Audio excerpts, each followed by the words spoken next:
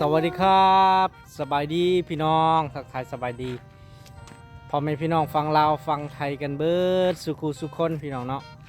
มื้อนี้บ่าวบัวกสิมาอัปเดตบรรยากาศอยู่สปปลาวเนาะและก็ถามข่าวเรื่องน้องเบยนะพี่น้องเนาะก็คือหลายคู่หลายคนก็ยังถามหาบ่าวบัวว่าน้องเบยไปซ้ายพี่น้องเนาะก็คือเนาะพี่น้องเนาะตอนนี้ก็ยังบ่ฮู้ว่าน้องเบยไปไสพี่น้องเนาะตั้งแต่เพิ่นบอกกับบ่าวบัวในช่วงที่เพิ่นมาตัดผมตอนนั้นว่าเพิ่นว่าสิไปท่าแขกเพิ่นว่าเนาะก็เลยสิมาแจ้ง FC นั่นนี่เนาะว่ายังบ่ฮู้เนาะพี่น้องเนาะเพราะว่าเฮาบ่สามารถติดต่อทางน้องเพิ่นได้พี่น้องว่าเพิ่นอยู่ไสพี่น้องเนาะหรือว่าเพิ่นไปเฮ็ดงานบ่พี่น้องเนาะไปหางานเฮ็ดอยู่เขตเวียงจันทน์บ่พี่น้องเนาะนครหลวงว่าซั่นซะพี่น้องเนาะคิดว่าน่าจะอยู่พุ่นแหละพี่น้องเนาะเพิ่นสีเขาไปหานะพี่น้อง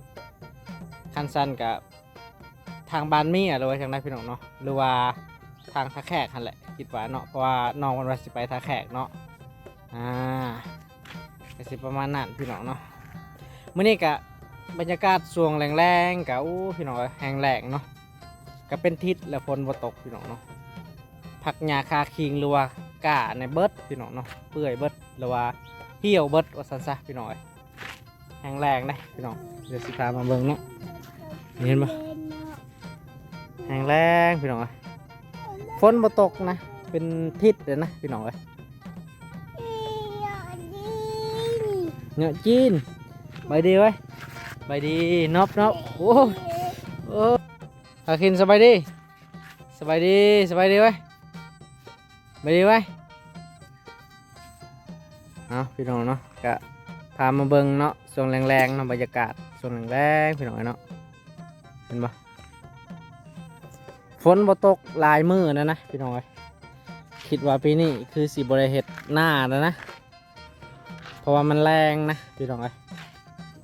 ก็ดีคือกันนะบ่บัวกับบ่อยากเฮ็ดหน้าเนาะไปพี่น้องมื้อนี้บ่บัวสิพามาเบิ่ง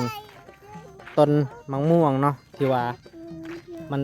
มันมากยามนี้นะพี่น้องแต่จริงมันเบิดเลยนะ โอ้นี่พี่น้องให้ดูมะม่วงเขาจะเอามากตัวนี้สุกแล้วพี่น้องมากดกได้พี่น้องเนาะแต่จริงเขาเบิ่งในกล่องเขาบ่เห็นเนาะ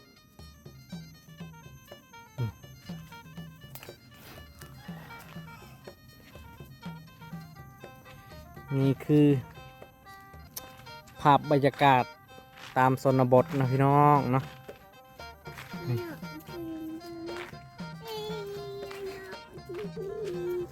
สบายดีบายบาย FC ไว้บายบาย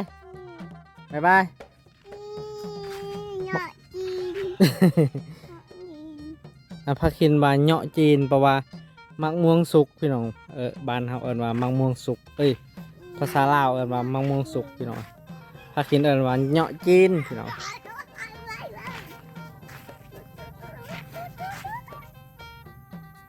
เป็นบรรยากาศเนาะไปเมื่อเราถ่ายคลิปสิ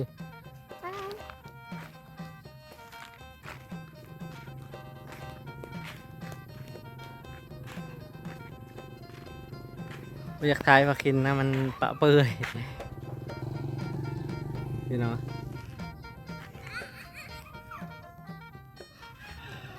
ไปมือไหมไปโอ้โทรศัพท์เจ็บเลยบ้านนี้เจ็บมาสั่นซะ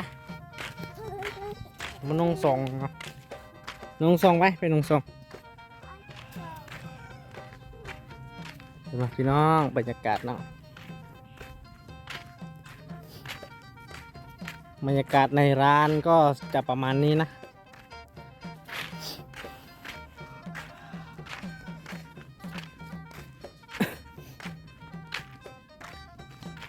พี่น้องร้านบ่าวบัวก็แบบร้านบานๆนะพี่น้องแต่ก่อนตำบิดบ่าวบัวเปิดเนาะบ่าวบัวครั้งแรกที่มาแต่ไทยพี่น้องบ่าวบัวเปิดทั้งนี้เนาะ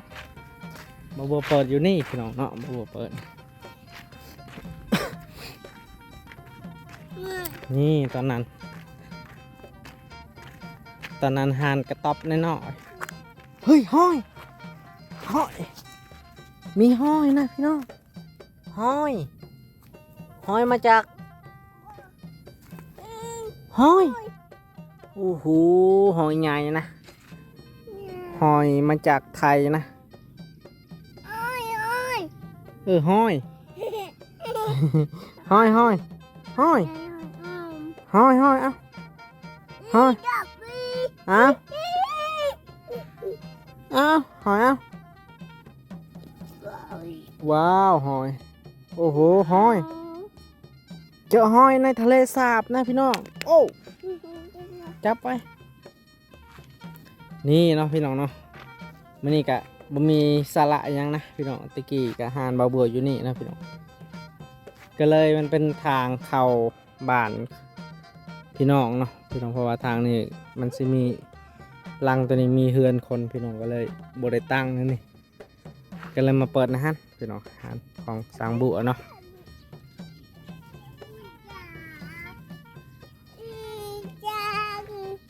หอยทะเลเอาดูหอยทะเลก็เลยมาเปิดอยู่ห้างพี่น้องเนาะคำว่าห้านบาบัวมีทำเลบ่กะบ่มีทำเลนะพี่น้องเนาะหานเป็นหานแต่ว่าเล็กๆนะพี่น้องเนาะหานในบ้านมาสั้นๆพี่น้องเนาะบ่แม่นว่าหานแบบว่าใหญ่ในตลาดนะถ้าจริงอันนะสางบัวกะ ก็ติดอยู่ในตลาดนะพี่น้องเนาะติดในตลาดคือกันนะพี่น้องแต่ว่าสางบัวมาเปิดในอันน่ะดินเองมาสั้นๆพี่น้องดินที่แบบว่าเฮาบ่ได้อันนั้นคาหรือว่าเสียพี่น้องเสียค่าใช้จ่ายหรือว่าเขาเอิ้นว่าจังได๋พี่น้องเนาะเอิ้นว่าเฮาเศร้านะพี่น้องบ่ได้เศร้าเนาะคันว่าเฮาอยู่ในตลาดก็ทำเลดีพี่น้องแต่ว่าต้องเศร้าเนาะพี่น้องเนาะเดือนหนึ่งก็ประมาณเดือนละ10,000 บาทพี่น้องเนาะเฮาเศร้าเนาะถามว่ารายได้ดีบ่พี่น้องก็คันเฮาไปเศร้าเนาะคันเฮาไปเศร้าในตลาดเดือนละ10,000มันบ่พี่น้องเนาะสมมติว่าบ่บัวได้เดือนหนึ่งก็ประมาณ20,000สมมติว่าเนาะอีก10,000นึงเสียครับค่าเศร้าพี่น้องอีกก็บ่พอพี่น้องเนาะมันคิดว่ามันบ่พอเนาะสำหรับบ่บัวเนาะเพราะว่าเฮาใช้จ่ายค่าไฟต่างหากค่าน้ำต่างหากพี่น้องก็เลยมันบ่เพียงพอในการใช้พี่น้องเนาะถ้าว่าคันอยู่พุ่นเนาะพี่น้องเนาะเฮาสิตัดหัวหนึ่งกับประมาณหัวละ100นี่ก็อยู่ได้พี่น้องแต่ว่าอันนี้หัวหนึ่ง50 บาทมันก็อยู่บ่ได้เนาะพี่น้องเนาะอยู่บ่ได้พี่น้องก็เลยบ่บัวก็เลยคิดวางแผนใหม่ว่าต้องได้อยู่ตัวนี้เนาะต้องได้อยู่แบบว่าเฮาบ่ได้เศร้านะพี่น้องสบายดีไหมสบายดีพี่น้องว้าวนบจังซั่นวะก็เลยบ่บัวตัดสินใจอยู่นั่นนี่พี่น้องเนาะแล้วก็บ่บัวใส่ในการสื่อสารหรือว่าดึงดูดลูกค้าในการถ่ายคลิปรีวิวนั่นนี่พี่น้องเนาะเพื่อให้ลูกค้าเบิ่งในโซเชียลแล้วก็มาหานสางบัวนั่นนี่ถ้าจริงหานสางบัวมันบ่มีทำเลดีพี่น้องคนกายไปมาเนี่ยบ่ค่อยร้ายทางนี้เพราะมันเป็นทางซอยพี่น้องเนาะซอย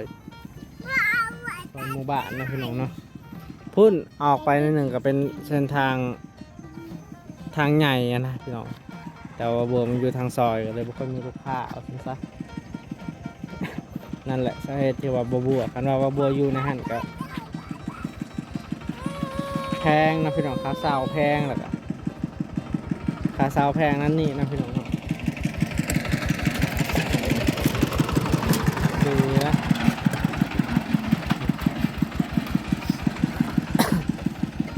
ค่าเช่าแพงพี่น้องก็เลยตัดสินใจอยู่ในนี้พี่น้องนะอีกอย่างคันว่าเฮาตัดผมเนี่ยหัวละ100 กว่าบาทหรือว่าคืออยู่ไทย120 บาท120 บาทก็สิอยู่ได้เนาะ เพราะว่าอยู่บ้านเฮามัน4-5ยังพี่น้องเนาะลูกค้าก็เพิ่นก็คนชาวไร่ชาวนาเนาะบ่ได้เฮ็ดงานหรือว่ามีโรงงานในจุดซุมนี่ก็ดีพี่น้องมันก็ใครอยู่อันนี้มันบ่มีพี่น้องเนาะมีแต่ส่วนหลายก็วัยรุ่นหรือว่าเขาเจ้าที่ว่าไปเฮ็ดงานมาแล้วก็เมื่อก็มาตัดพี่น้องนั่นนี่นะนั่นแหละที่ว่าบ่บัวตัดสินใจเปิดร้านอยู่นี่เนาะถึงแม้วันมันบ่มีทำเลแต่ว่าบางมื้อก็พอได้ตัดพี่น้องเนาะบางมื้อก็10 20หัวเนาะถ้ามีเทศกาลนี่ก็30หัวพี่น้องต่อมื้อบ่บัวตัดเนาะยืนแต่เช้าฮอด